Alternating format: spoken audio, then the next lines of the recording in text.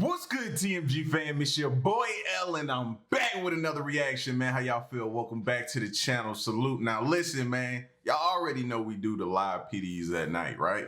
Shout outs to you guys for those, man. You guys loving them just as much as I am. But, man, did that combined with 5 disturbing police, what is it? 5 disturbing police officer horror stories. I got kind of thrown off right there. By Mr. Nightmare. 5 disturbing police officer horror stories by Mr. Nightmare. So that aligned with live PD tonight.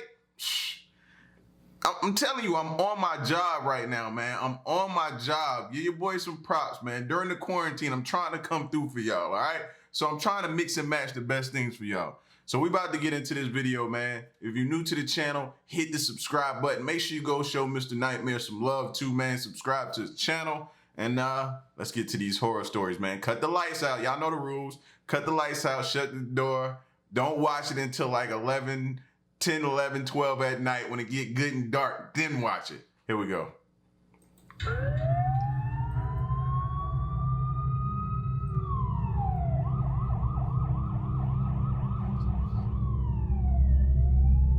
My partner and I got a breaking and entering call late one Friday night. I'd never responded to a call like that before, but it sounded serious.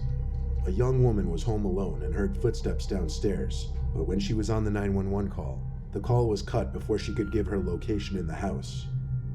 We arrived to the home and entered through the front door, which was left unlocked, which later proved to be how the break-in occurred. Both of us shouted police with our guns drawn, expecting the suspect to be armed. We called out for Anna, that was the homeowner's name. Anna never called back to us. We knew she must have been scared and didn't want to give away her position to the intruder. We checked the whole first floor, which was small and quick.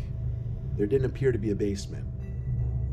A door shutting upstairs drew my partner and I's attention. I led the way upstairs. All the doors had been shut, so I couldn't really tell which door I had just heard. I told my partner to check that one while I checked this one. I turned the doorknob and kicked the door open, immediately lifting. They might should have called for more backup. I'm just saying. That house, I know this is, he might be using this house, but if it was a big house, just the 2 of them, you don't know how many people in the house. Oh, I'd have been on the horn. Yo, dispatch. Come on. More. Send them. Lifting my gun into the air. Back up a little bit so I don't miss nothing. I turned the doorknob and kicked the door open, immediately lifting my gun into the air. It was a dark, empty room. I heard breathing in this room, though. It sounded like a woman's breathing. I looked at the closet door, which was slid slightly open, and I saw half a face, mostly someone's eye, peeking through the opening. Resting assured it was Anna, I lowered my gun and said, "Anna, it's okay, you can come out." But she didn't, and the breathing quieted. Then my partner in the next room over called, "Jason, I found her." My feeling in that room suddenly went from at ease to ready to throw up. I raised my gun again and yelled, "Come out of the closet." They did not obey, so I called my partner into the room. He turned on the light and we opened the closet together to see this disheveled, drugged out woman holding one of Anna's kitchen knives. With 2 guns pointed at her, she dropped the knife and we brought her into the precinct. Thank God I was stationed in a safer area of town the next year, and I haven't gotten any breaking and entering calls since then. What is up with people just coming in and just trying to, like when we watched the video the other day, and it was the going on the dates one. It was just yesterday, and he went to sleep, and the chick that he was on a date with broke into the house, went to the kitchen, and was grabbing a knife when he caught her. Like, what is up with that? Is that the norm now? I'm telling you, man, you got to start looking at people shutting your houses down. Everybody need cameras, man. Start investing in some cameras, man. The Ring doorbell, all kind of stuff. Y'all need to tool up. Tool up.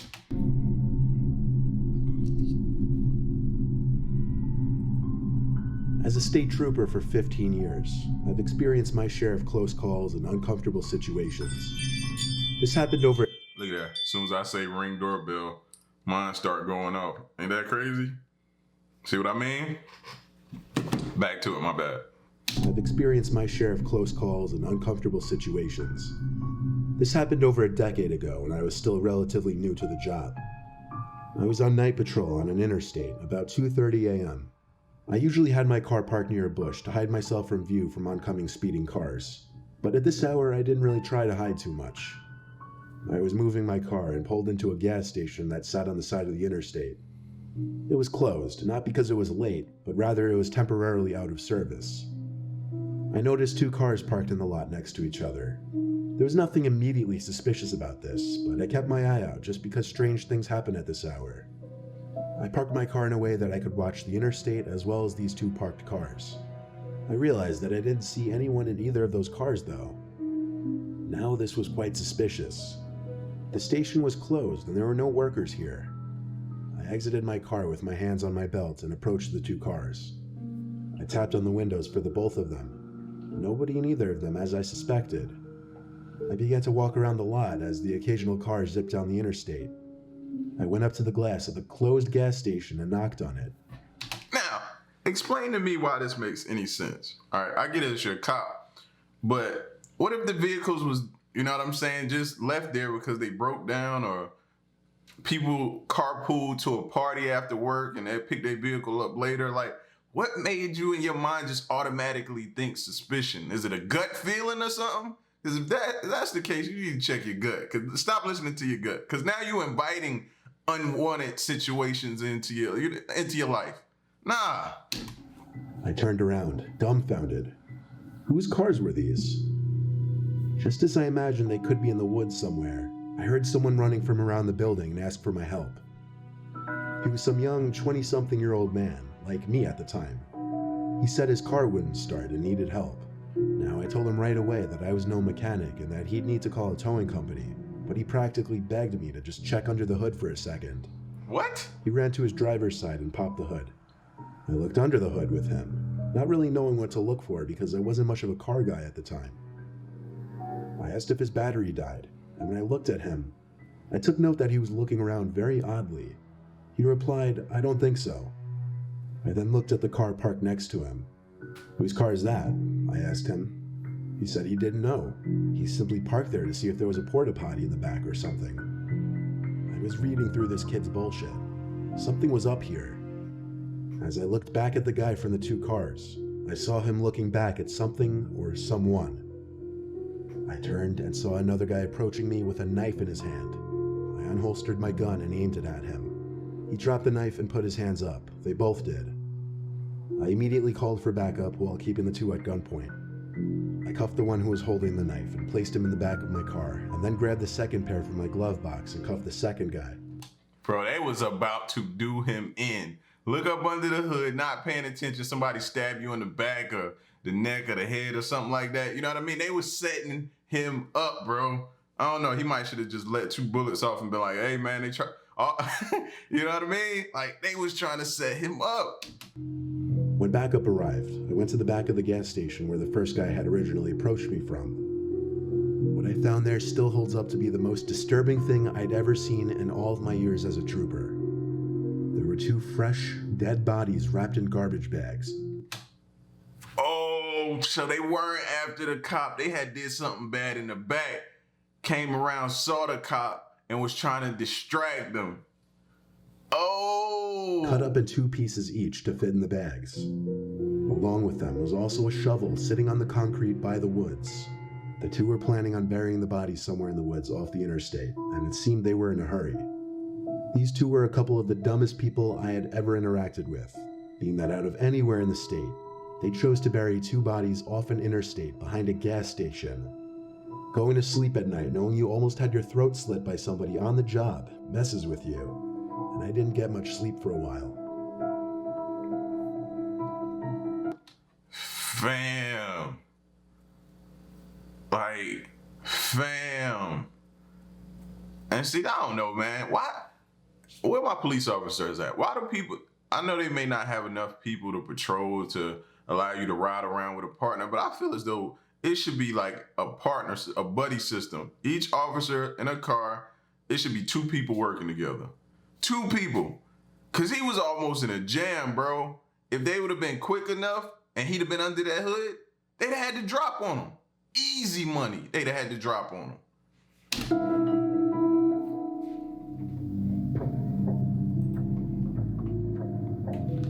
I'm a rookie cop currently working the night shift.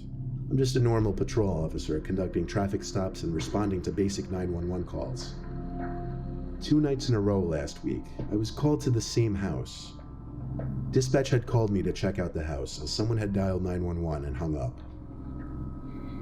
The house was a couple miles from me, in my patrol zone. I arrived to the house quickly and turned up the dirt driveway through the trees onto the property. The house was dark, no lights on, no cars, nothing. I parked my squad car on the far right side of the property and went to the front door, taking note that all the windows were properly shut. I knocked on the door and no answer.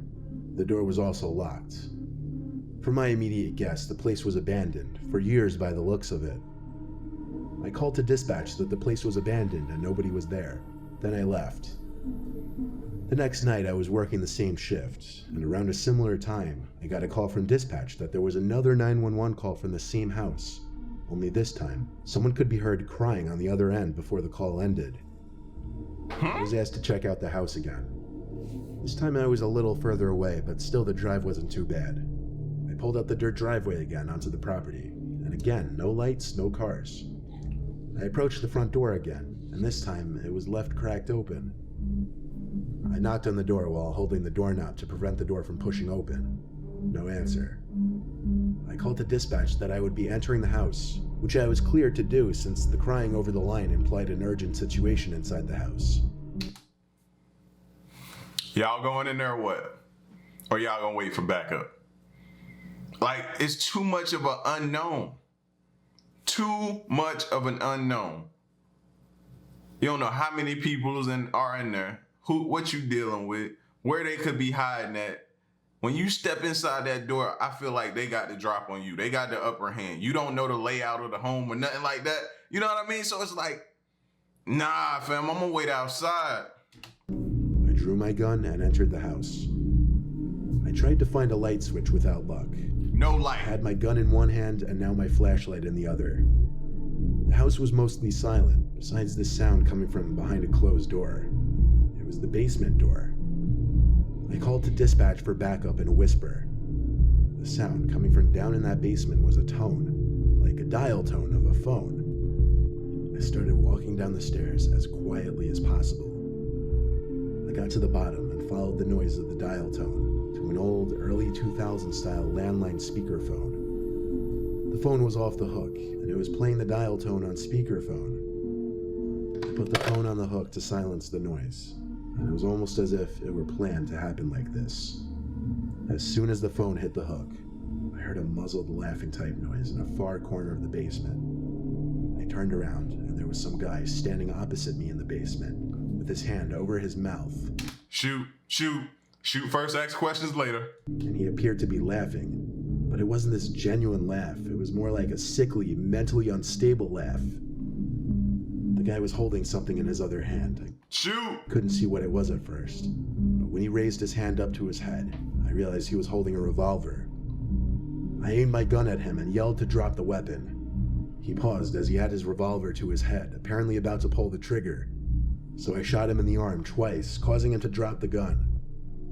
He screamed in pain as I cuffed him and brought him upstairs. I requested a medical team at once. A second squad car pulled up, as did an ambulance a few minutes later. The scariest part about this for me was not that I had to shoot a man in the arm twice, but that I was mere seconds away from seeing a man spray his brains out onto the wall.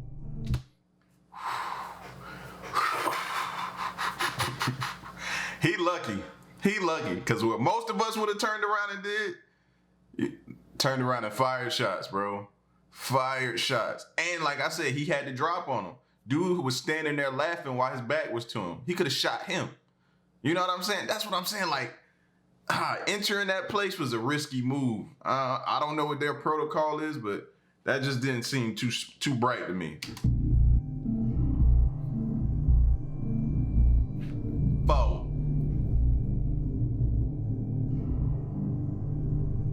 My partner and I got a radio call of a welfare check, which is just a check on the welfare of a person. A woman's ex-boyfriend called because he received text from his ex stating that she wished it had never ended and that she could no longer go on without him. We get to the place, knock, pound, etc. No answer. We call the number the ex provided and get an answer and a hang-up, so we hear it from the outside window and know she's in there.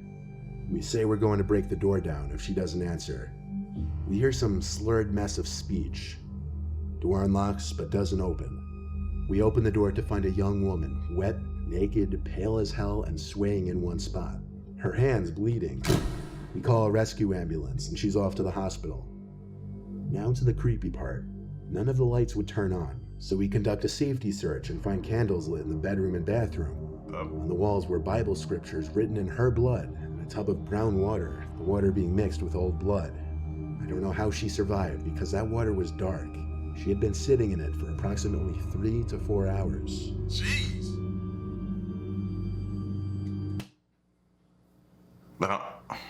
Sick? I don't think that's a strong enough word. Crazy? Nah, I don't think that's a strong. Like schizo? Now we getting close to the word to describe her. Who sits in a bathtub full of blood for 3 to 5 hours? And just wrote scriptures all on the wall, fam. They would have had to, like, I hope they sent a cop with the ambulance. Cause she would have had to been handcuffed to the stretcher. Ain't no way.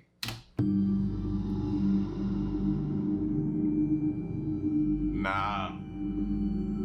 Before getting transferred to a different county, I used to work as a police officer in Burlington, New Jersey. Burlington is not a safe place. They say that crime there is 88% higher than the rest of Jersey. 88%? And having worked there for a year, I had to learn that firsthand. Now, there would be a lot of break-ins, robberies, assaults, and after a while you'd get... Like, is there nothing else there to do in Burlington? But kill? Or do crime? There's nothing else you guys can figure out to do? Goodness. Like, that rate is crazy numbers.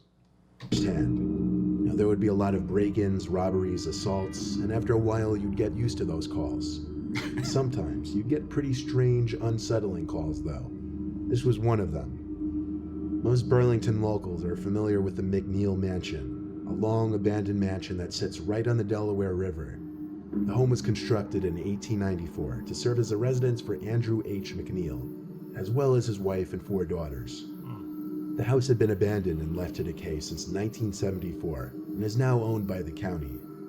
Sometimes there would be kids trespassing on the property to check it out. Sometime past midnight, I was told over the radio by dispatch to investigate the property, as there was a report by a neighboring house that there were some people seen hopping the fence to the property. Upon entering the property, I noticed a light coming from inside one of the upstairs windows. Part of me inside died a little as I realized someone was in there. Yo, he said part of me died a little bit, meaning I don't want to go in this house. I hate that this is my call.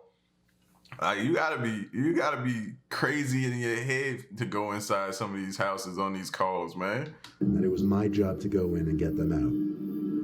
I requested backup into my radio and stated I would be entering the mansion to pursue a trespasser. I scanned the outside of the house once more, looking for an entry point, and found one of the lower windows was smashed open and easily accessible, and that's how I made my way in.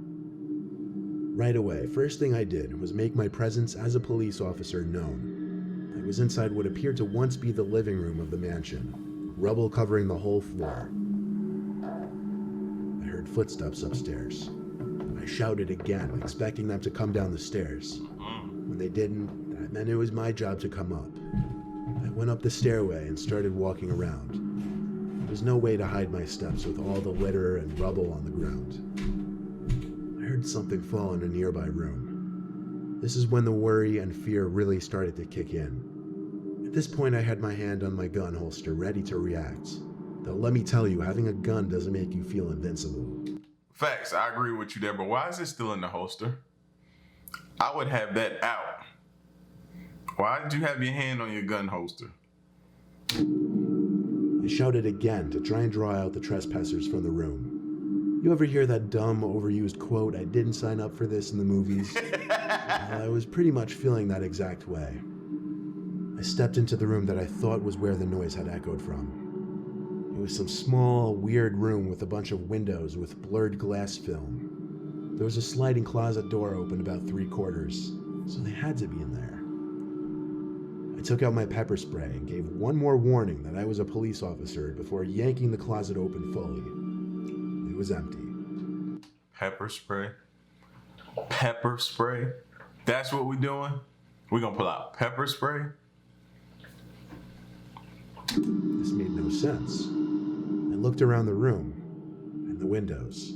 They looked to an outside deck, and there was someone standing behind one of them. I couldn't see anything about their features other than the outline of their body, but then I realized there were people at the other windows too. The way they were all looking at me through the window film, such a ghostly appearance they gave, like a picture from a kid's horror novel. I found the door to that deck in an adjacent room. When I stepped out, the 3 figures standing at the windows were gone. I didn't see any other way off the deck besides the door I came out through. I saw the flashing lights of a police car through a bunch of trees, parked on the same lot as me. Another officer announced his and his partner's arrival to me over the radio. I met the officers outside the house and pointed up at the deck where I saw 3 people standing. They were creeped out as well when I described how they all just stood there at their own windows looking in. We searched the whole mansion together. I eventually came to a small room with a window on the first floor. And once again, something was outside this window. I had to step closer to figure out if it... No, you didn't. No, you didn't. You wanted to step closer. You could have stayed back. I had to step closer. So no, I didn't. was a person's head or not. When I got too close, the object lowered below the window. I radioed the other officers to go outside with me. We looked around the whole property and didn't find anyone. We searched for another 10-15 minutes before closing up all the entrances to the house and moving on. The scariest part of this for me was definitely seeing 3 ghost-like silhouettes all standing at their own of the 3 windows to that deck, looking inside at me. I didn't sign up for this. That was the realest statement he said throughout the whole thing. I didn't sign up for this. He didn't. Nah, man. One of them calls, that'd have been enough for me. I'd had to figure out something else to do. And that's probably his sector, so that's probably not gonna be the last time he gotta go. Nah, fam. I'm cool. Y'all let me know in the comment section, man. Let me know what y'all thought, man. 5 disturbing police officers horror stories. Y'all subscribe if you're new. Leave a like video for your boy. Until the next reaction, I'm out. Peace. Y'all stay solid. Hey.